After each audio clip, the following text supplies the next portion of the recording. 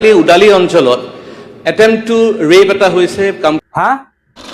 বাহিৰৰ পৰা অহা শিক্ষয়িত্ৰীসকলৰ সুৰক্ষা, সুবিধা, অসুবিধা আৰু কৰ্ম পৰিৱেশৰ বিষয়ে আন্তৰিকভাৱে খবৰ অন্যায়ৰ সন্মুখত নীৰৱতা বাছি লোৱা জনতা আজি আপোনালোক। এই জনতা আজি জড়তা হৈ পৰিছে। তথ্য প্ৰমাণ নোহোৱাকৈ এনেকুৱা ধৰণৰ গুৰুত্বপূৰ্ণ বিষয়সমূহৰ পৰিচালনা সমিতিসমূহলৈ আমাৰ এক বিনম্ৰ অনুৰোধ। উপস্থাপনটোত ব্যৱহাৰ কৰা মহান নেতৃবৃন্দ, জাতীয়তাবাদী ৰাজনীতিবিদ আৰু জনতা আদি শব্দসমূহ কেৱল একাংশ ব্যক্তিক বুজোৱাৰ উদ্দেশ্যে ব্যৱহাৰ কৰা হৈছে। ইয়াৰ দ্বাৰা সমাজৰ সকলো নেতা, প্ৰকৃত জাতীয়তাবাদী সত্তা অথবা সচেতন জনসাধাৰণক বুজোৱা হোৱা নাই। আমি সমাজৰ প্ৰকৃত নেতৃবৃন্দ, জাতীয়তাবাদী সত্তা আৰু সচেতন জনসাধাৰণক সদায় সন্মান আৰু শ্ৰদ্ধা জনাওঁ। সেয়েহে উপস্থাপনটোৰ মূল বক্তব্য সেই দৃষ্টিভংগীৰে অনুধাৱন কৰিবলৈ সকলোকে আন্তৰিক অনুৰোধ জনালোঁ। ধন্যবাদ। যোৱাকালি উদালি অঞ্চলত এটেম্প টু ৰেপ এটা হৈছে, কমপ্লেইন দিছে আৰু এই ধৰণৰ এয়া আকৌ শুনক, উদালিত এটেম্প টু ৰেপৰ অভিযোগ, তাকো শিক্ষয়িত্ৰীৰ লগত।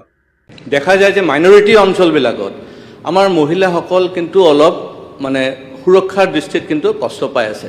মই এইবাৰ বিধায়ক হোৱাৰ পিছত বহুত কেছেছ আহিছে যে তেওঁলোকৰ এটা কমপ্লেইন যে তেওঁলোকে মাইনৰিটি অঞ্চলবিলাকত পৰা ট্ৰান্সফাৰ ল'ব বিচাৰিছে। যোৱাকালি উদালি অঞ্চলত এটেম্প টু ৰেপ এটা হৈছে, কমপ্লেইন দিছে আৰু শিলাদিত্য দাদাই উত্থাপন কৰা অভিযোগটো কিমান দূৰ সত্য অসত্য সেয়া তদন্তৰ বিষয়। কিন্তু দুখৰ কথা এয়াই যে উদালিৰ নাম আজি এক নেতিবাচক আৰু ঘৃণনীয় প্ৰসংগত বিধানসভাৰ মজিয়াত লিপিবদ্ধ হৈ ৰ'ল। কম লাজৰ কথা নে এয়া? হেৰৌ উদালিৰ মহান নেতাবৃন্দ, সকল জাতীয়তাবাদী ৰাজনীতিবিদসকল, খবৰ ৰাখিছেনে এইবোৰৰ ওপৰত কিবা? নাই, ক'ত ৰাখিবনো? আপোনালোক এতিয়া একাপ চাহত বিক্ৰী হৈ যোৱা বিবেকৰ বন্দী। পুৰুষৰ সাজ পোছাক পিন্ধিছে ঠিকেই, কিন্তু হাতত আজিও সেই মৌন স্তব্ধ খাৰুডাল। অন্যায়ৰ সন্মুখত নীৰৱতা বাছি লোৱা জনতা আজি আপোনালোক। সমাজত দুৰ্নীতি, ভ্ৰষ্টাচাৰ আৰু জুৱা খেলৰ বিৰুদ্ধে মাত মতা কণ্ঠক যেতিয়া চৰেআম বজাৰৰ মাজমজিয়াত দলবদ্ধভাৱে আক্ৰমণ কৰা হয়, তেতিয়া আপোনালোকে নিমাতী কইনাৰ নীৰৱতা অৱলম্বন কৰে। কাৰণ সত্যৰ কাষত থিয় হোৱাতকৈ এন্ধাৰৰ অংশ এটাৰ পোৱাৰ লালসাই আপোনালোকৰ বিবেকক বহু আগতেই বন্ধকত থৈছে। তেন্তে আজি আপোনালোকৰ ওপৰত, আপোনালোকৰ অঞ্চলত এনেকুৱা অভিযোগ নাহিবনে? যেতিয়া নিজৰ স্বাভিমানকেই টকাত বিক্ৰী কৰি দিছা, তেন্তে আজি তোমাৰ অস্তিত্ব তোমাৰ হাতত নহয় ৰে মহান জনতা। তোমাৰ অস্তিত্ব আজি সমাজৰ ভ্ৰষ্টাচাৰীৰ হাতত। তোমাৰ অস্তিত্ব আজি নাপুঞ্চক গুলজাৰৰ নিচিনা গুণ্ডাবোৰৰ হাতত। তোমাৰ ভাই, বন্ধু, ল'ৰা, ভতিজাবোৰক শ্বাহাবুৰ ৰহমানে মোবাইলত জুৱা খেলতে ব্যস্ত ৰাখক আৰু তুমি কেৱল এসাঁজ ভাতকেই জীৱন ধন্য বুলি গণ্য কৰি বহি থাকক। এসাঁজ ভাত খোৱাটোৱেই জীৱন নহয়। আগন্তুক প্ৰজন্মৰ কথাটো এবাৰ ভাবক। ময়ো যে কাৰ আগত বীণ বজাই আছো। এই জনতা আজি জড়তা হৈ পৰিছে, কিন্তু কি কৰিম, নিজৰ কৰ্তব্য বুলি মাতটো ৰাখি আছো। এতিয়া মূল বিষয়টোলৈ আহোঁ। শিলাদিত্য দাদাই উত্থাপন কৰা বিষয়টো মই ব্যক্তিগতভাৱে একেবাৰে নুই নকৰোঁ। কাৰণ মোৰ জনাত শিলাদিত্য দাই তথ্য প্ৰমাণ নোহোৱাকৈ এনেকুৱা ধৰণৰ গুৰুত্বপূৰ্ণ বিষয় তেওঁ উত্থাপন নকৰে। নিশ্চয় কোনো তথ্য সূত্ৰ বা বাস্তৱ অভিজ্ঞতাৰ ভিত্তিতেই তেওঁ এই বিষয়টো উত্থাপন কৰিছে। অন্যথা বিধানসভাৰ দৰে এখন গাম্ভীৰ্যপূৰ্ণ মজিয়াত এনে বিষয় কোনোবাই হঠাতে বা ভিত্তিহীনভাৱে উত্থাপন কৰাৰ প্ৰশ্নই নুঠে। আৰু আমাৰ সমাজত এষাৰ কথা আছেই নহয়, বিনা বতাহত গছৰ পাত নলৰে। গতিকে উদালিবাসী ৰাইজলৈ আজি আমাৰ এটা বিনম্ৰ আহ্বান, অলপ সচেতন হওক। উদালিৰ সাম্প্ৰতিক পৰিস্থিতিয়ে উদ্বেগৰ সৃষ্টি কৰিছে।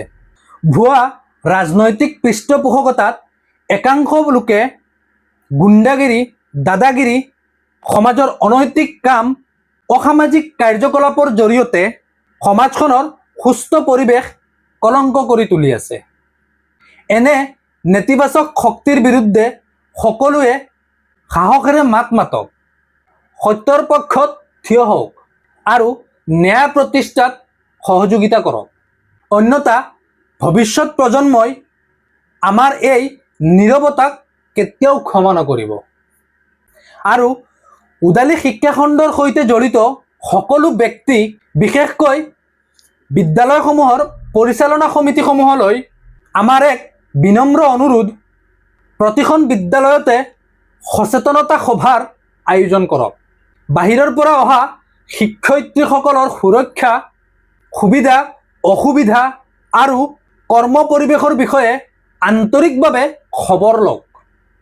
য'তেই কোনো ধৰণৰ বিসংগতি, হাৰাশাস্তি বা ঘৃণনীয় কিবা ঘটনা সংঘটিত হোৱাৰ তথ্য বা উমান পোৱা যায়, তাক গুৰুত্বৰ সহকাৰে তদন্ত কৰি আইনসন্মত আৰু কঠোৰ ব্যৱস্থা গ্ৰহণ কৰক।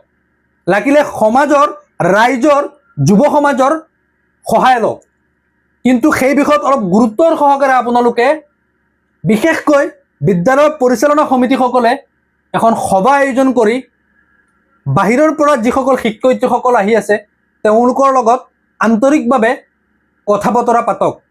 যদি কিবা অসুবিধা পাই আছে, যদি কিবা আমাৰ অঞ্চলৰ পৰা কিবা এটা তেওঁলোকৰ ঘৃণনীয়মূলক কিবা এটা ইংগিত আহি আছে, সেইবোৰৰ বিৰুদ্ধে আপোনালোকে সাহসেৰে মাত মাতক, সমাজৰ সহায় লওক, আইনৰ সহায় লওক, আইনসংগতভাৱে সেই দুষ্ট চক্ৰক, সেই সমাজৰ অসামাজিক লোকসকলৰ বিৰুদ্ধে মাত মাতক।